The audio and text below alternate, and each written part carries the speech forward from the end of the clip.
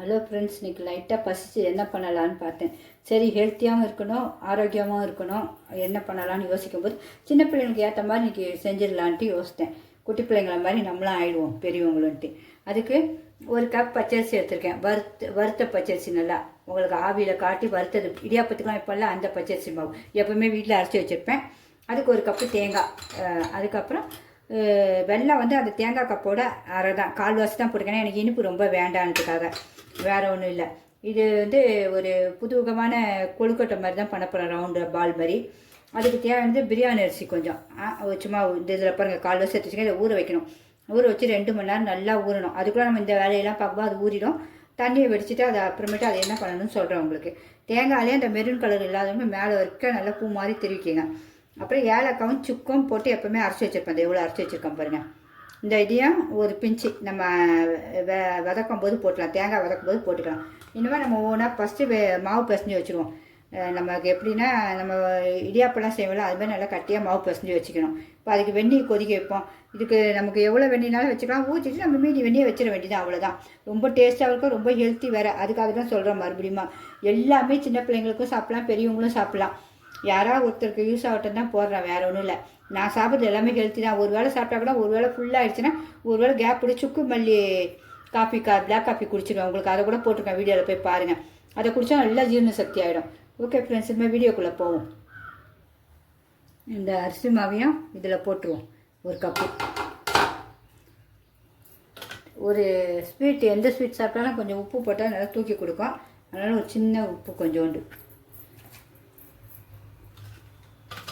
அப்புறம் வெந்நீர் நல்லா கொதிக்குது ஸ்டவ்வில் வச்சு. இந்த கொஞ்சம் கொதிக்குது வெந்நீர். இந்த கொதி வெந்நீர் தான் இதில் ஊற்றணும். ஊற்றிட்டு நம்ம கொஞ்சம் கொஞ்சமாக கிண்டணும். சுடுது ரொம்ப, கையில் வச்சு பண்ணக்கூடாது. ஸ்பூனு. சின்ன பிள்ளை பிக்னஸ் பிள்ளைங்க தெரியாமல் கைக்கு வச்சிடாதீங்க. பிடிச்சிருந்தா கண்டிப்பாக ஒரு லைக் பண்ணுங்கள் வீடியோஸ். ரொம்ப சுடுது, கொதிக்குது. இதை கொஞ்சம் நம்ம அப்படியே கலக்கிட்டு மீதி நமக்கு எவ்வளோ அளவு போதுமோ அதை அப்படியே வச்சுட்டு கூட நம்ம ஆறினோடனே நம்ம பிசைஞ்சிக்கலாம் அழுத்தமாக. கொஞ்சம் நமக்கு வேண்டிய அளவு. இன்னும் இல்லை, பத்தாது.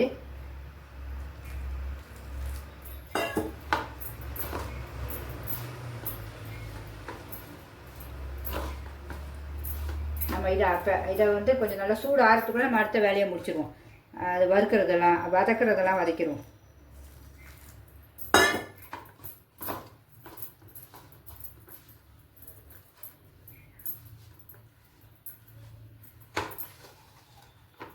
தண்ணி போதும், இந்த அளவே போதும்.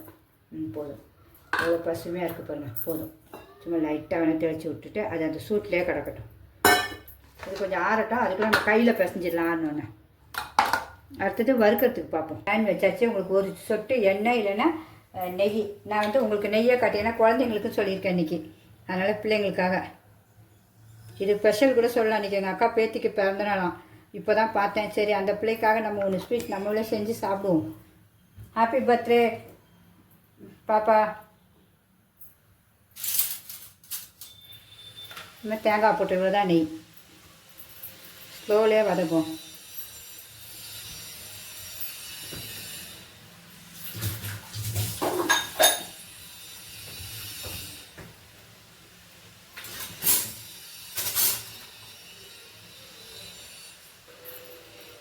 இன்றைக்கி ஆண்ட்ரியாக்காக தான் நான் கொழுக்கட்டையாக பண்ண போகிறேன். ஸ்வீட் கொழுக்கட்டை குழந்தைங்களுக்காக பண்ணுறதுக்காக, அந்த பிள்ளைக்காக பண்ண போகிறேன். சின்ன பாட்டி பண்ண போகிறேன் ஸ்பெஷல்.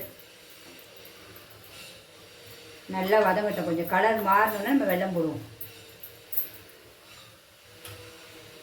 இப்போ கொஞ்சம் ஒரு பிஞ்சு சுக்கும் ஏலக்காவும் போட்டு வச்சுக்கலாம், அதுவும் போட்டுருவோம்.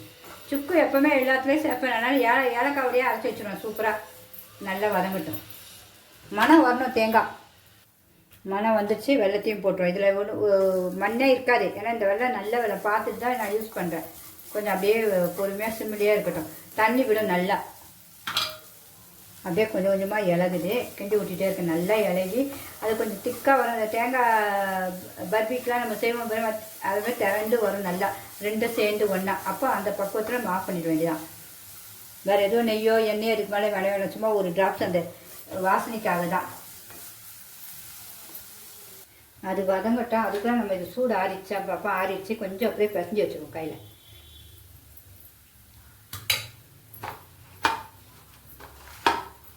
நமக்கு அந்த தண்ணியிலே இது கரெக்டாக ஆகிடும். கொஞ்சம் சுடுது. சூடாக பிசையும் போது தான் நல்லா அழகாக வந்துடும்.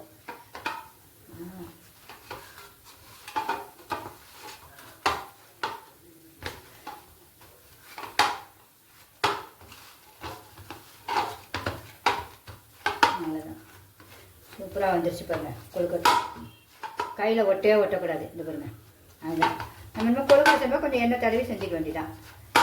இதுதான் நல்ல கரெக்டான பக்குவம். இது அப்படியே இருக்கட்டும். அதுக்குள்ள அதை போய் பார்ப்போம். நல்லா அழகாகிடுச்சு பார்த்தீங்களா?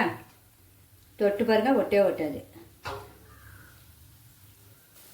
பூர்ணம் சூப்பராக ரெடி ஆகிடுச்சு. அப்படியே செம்ம வாசனை வேறு. அந்த நெய் ஒரு ஸ்பூனுக்கு அது அப்படியே இலகி வந்து எல்லாம் ஒன்றா சேர்ந்துருச்சு. வெல்லம் எல்லாம் இதுக்கு மேலே வச்சு அப்படியே முருவலை மாதிரி ஆகிடும்.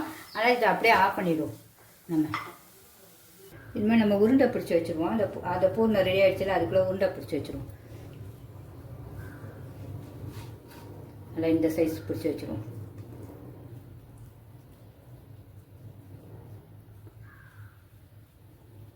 இப்படி செஞ்சிங்கன்னா கையில் லைட்டாக எண்ணெய் தேய்ச்சிருக்கேன். இப்படி செஞ்சிங்கன்னா நல்லா இவ்வளோ கரெக்டாக வந்துடும். அப்புறம் எண்ணெயே தேவை. ஏன்னா நமக்கு தான் மாவு சூப்பராக இருக்கேன், பஞ்சு மாதிரி. இடியாப்ப மாவுக்கு சூப்பராக இருக்க. வீட்டில் எல்லாருமே குழந்தைங்க இருக்க வீடு எல்லாருமே அரைச்சி வச்சுருப்போம். நான் எப்போவுமே அரைச்சி வச்சுருப்பேன். என் பிள்ளைங்க சின்ன பிள்ளைங்களா இருக்கும்போது சரி, இப்போவும் சரி, பிள்ளைங்க கட்டி கொடுத்தா கூட இப்போ எல்லாமே எங்கள் வீட்டில் இருக்கும் அவசரத்துக்கு. எனக்கு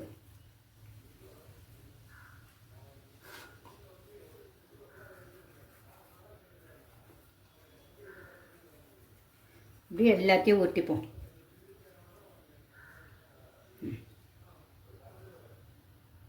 அவ்வளோதான், மொத்தமாக ஊற்றியாச்சு. அந்த ஒரு சின்ன கப்புக்கு 10, இந்த கப்புக்கு 10 கொழுக்கட்டை வந்திருக்கு. போதாதா? நம்ம ஒரு 2 சின்ன பிள்ளை இருக்க வீடு கூட அழகாக செஞ்சிடலாம். அதுங்க 2 சாப்பிடும் குழந்தைங்க. அவ்வளோதான். இப்போ அடுத்தது இட்லி பானையில் தண்ணி ஊற்றி இட்லி பானையில் எண்ணெய் லைட்டாக அந்த தட்டில் தடவி வச்சுருவோம். இப்போ இந்த கொழுக்கட்டையை நம்ம கையில் லைட்டாக எண்ணெய் வேணால் தடவிக்கலாம். எண்ணெய் இதில் கொஞ்சம் ஊற்றி வச்சுருக்கேன். வேணுன்னா எடுத்துக்கலாம், இல்லைன்னா விட்டுருவோம். எண்ணெயை லைட்டாக இப்படி நல்லா கையில் ப்ரெஸ் பண்ணிப்போம். ப்ரெஸ் பண்ணிவிட்டு சைடெல்லாம் க்ளீனாக வைக்கணும். வச்சுட்டு இப்படியே கையிலே இப்படியே விட்டுணும். மெலிசா சைடெல்லாம் மெலிசா வந்து இப்படி உள்ள நடுவில் வந்து குழியாக வரணும். நீங்கள் அதை செஞ்சுட்டு பழக சரியாயிடும். அப்புறம் இதில் கொஞ்சோண்டு தான் பூர்ணம் வைக்கணும். இந்த அளவு. ஏன்னா இதுவே நல்லா டேஸ்ட்டாக இனிப்பாக இருக்கும். ஸ்பூனில் எடுத்து வச்சுக்கோங்க. வச்சுட்டு இதை அப்படியே மூடிடுங்க. மெதுவாக அதே மாதிரியே தான் மூடணும். ஏன்னா பூர்ணம் வெளியே வரக்கூடாது. நல்லா மெதுவாக கை வச்சு இப்படி பண்ணிவிட்டு அப்புறம் ரவுண்ட் பண்ணிவிடுங்க. அவ்வளோதான். இப்படி ஃபஸ்ட்டு 2 பண்ணி வைப்போம். அடுத்தது இதுக்கு 3வது ஸ்டெப்பு ஒன்று இருக்குது, அதையும் காட்டிடுறேன். இன்னொன்று பண்ணிவிட்டு சூப்பராக வந்துச்சா? பூர்ணமே தெரியலையா? இப்போ இதில் வச்சுருவோம். இன்னொன்றையும் பண்ணிடுறேன். இப்போ 2ம் பண்ணியாச்சு. இப்போ உங்களுக்கு அதையும் நான் காட்டிடுறேன். நம்ம அரிசியை ஊற வச்சோம் பார்த்தீங்களா? அதை ஊறி க்ளீனாக இருக்குது. பிரியாணி அரிசி, இந்தியா கேட் அரிசி ஊறி சூப்பராக இருக்குது. இப்போ ஒன்றுமே பண்ண போதில்லை. இந்த அரிசியில் அப்படி ரவுண்ட் பண்ணி எடுக்க போகிறோம். நல்லா ஒட்டணும். அவ்வளோதான். ஈரத்துக்கு ஒட்டிக்கும். ஒட்டிட்டு இந்த தட்டில் நம்ம வச்சிட போகிறோம். அடுத்து இதையும் இதே மாதிரி எல்லாத்தையும் செய்யணும். நம்ம பொறுமையாக வேலை இருந்தாலும் செம்ம டேஸ்ட் இருக்கும். சாப்பிட சும்மா அல்டிமேட்டாக இருக்கும் பாருங்க. அவ்வளோதான். இப்படி எல்லாத்தையும் அதே மாதிரியே செஞ்சுட்டு இட்லி பாத்திரையும் நம்ம ஸ்டவ் பற்ற வச்சுருவோம். சூடு ஆகும் நல்லா தண்ணி. இப்போ எல்லாத்தையும் செஞ்சுருவோம். இன்னொன்று கூட உங்களுக்கு செஞ்சு காட்டுறேன். இந்த இப்படி சைடில் அவ்வளோதான் மடக்கிக்குங்க. குழியாக்கிங்க இந்த பெருமரில் வச்சு. அவ்வளோதான். இதில் கொஞ்சோண்டு எடுத்து தெரியுதா தெரியல. அவ்வளோதான். வச்சு இப்படியே உள்ள இதை மேற்பக்கம் மூடிடுங்க. இப்படியே மூடிடுங்க. அவ்வளோதான். அதுவே மூடிக்கும். அப்புறம் ரவுண்ட் பண்ணிக்கோங்க.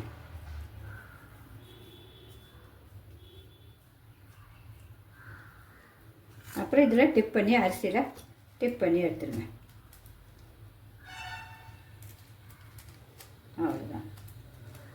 நல்லா 2 மணி நேரம் ஊறணும். ஆனால் அரிசி அதுதான் மெயின்.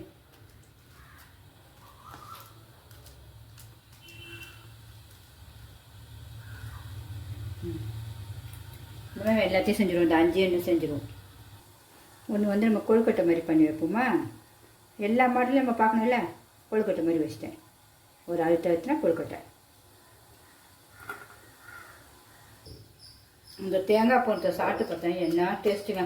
அதுவே சூப்பராக இருக்கும். மீதி இது எல்லாத்தையும் மீதி கொஞ்சோண்டு இருந்துச்சு, அதை அப்படியே வாயில் போட்டேன். இதை எல்லாத்தையும் போட்டு வேக வச்சிரும் 10 நிமிஷம். எப்போ போல் நீங்கள் இட்லிலாம் வேக வைக்கிறப்ப வேக வச்சுருங்க. ஃப்ரெண்ட்ஸ், வெந்துருச்சு. பாப்பமா எப்படி இருக்குன்னு. அப்பா எப்படி இருக்குது பாருங்கள். நம்ம பூர்ண கொழுக்கட்டை பார்க்க அழகாக இருக்குது. சூடாக இருக்குது. இல்லைன்னா எடுத்துடலாம். கொஞ்சம் இருங்க, நான் ஸ்பூனில் எடுத்து காட்டுறேன். ரொம்ப சுடுது. குழந்தைங்க பாத்திரம் விரும்பி அழகாக அள்ளி சாப்பிட்றாங்க. எப்படி இருக்குது பாருங்கள். நல்லா அந்த சாதம்லாம் நல்லா வெந்துருச்சு. பிரியாணி அடிச்சு பார்த்தீங்களா, சூப்பராக வெந்து எவ்வளோ அழகாக அடிச்சு பாருங்கள். எல்லாருமே வீட்டில் எப்படி செஞ்சு பாருங்கள். இனிமேல் நம்ம அழகாக ஃப்ளைட்டில் வச்சு ஆறினோடனே ஃப்ளைட்டில் வச்சு பார்ப்போம். நம்மளுடைய கொழுக்கட்டை எவ்வளோ அழகாக ரெடி ஆகிடுச்சு பார்த்தீங்களா. குழந்தைங்க கூட சாப்பிட்டோம், கொழுக்கட்டை வேணான்னு சொல்லாது. இப்போ இதை பிச்சையும் காட்டுறாங்க. உள்ள பூர்ணம் எவ்வளோ சூப்பராக இருக்குது பாருங்கள். டேஸ்ட்டு பார்ப்போம். பா,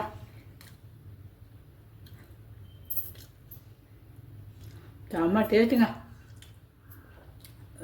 சொல்லவே முடியாது. இந்த பூர்ணெல்லாம் அவ்வளோ ஒரு நல்ல அந்த ஒரு ஸ்பூன் நெய் என்ன ஒரு டேஸ்ட்டு. அந்த அரிசியும் நல்லா வெந்து பிரியாணி அரிசி பார்க்கவே ஒரு டேஸ்ட். எல்லாருமே கண்டிப்பாக செஞ்சு சாப்பிடுங்க. அதேமாதிரி புதுசு புதுசாக குழந்தைங்க கொடுத்தா அழகாக சாப்பிடுங்க. இந்த இவ்வளோ இனிப்பே எனக்கு நல்லா ஊறி இருப்பாங்க. எவ்வளோ அழகாக இருப்பாங்க உள்ள. ரொம்ப டேஸ்ட்டாக இருக்குது. எல்லாருமே கண்டிப்பாக செய்யுங்க ஃப்ரெண்ட்ஸ். பிடிச்சிருந்தா கண்டிப்பாக ஒரு லைக் பண்ணுங்கள். இதேமாரி நீங்களும் வீட்டில் செஞ்சு எங்களுக்கு போடுங்க, செஞ்சுருக்கேன். வேற ஒன்றும் இல்லை. பிடிச்சிருந்தா கண்டிப்பாக லைக் பண்ணுங்கள். தட்டு ஃபுல்லாக ஒரு செகண்டில் காலியாக இருப்பாங்க. எனக்கு ஒன்று தான் வச்சுருக்கேன், அதனால் நான் காலி பண்ணிடுவேன். ஓகே ஃப்ரெண்ட்ஸ், பாய்.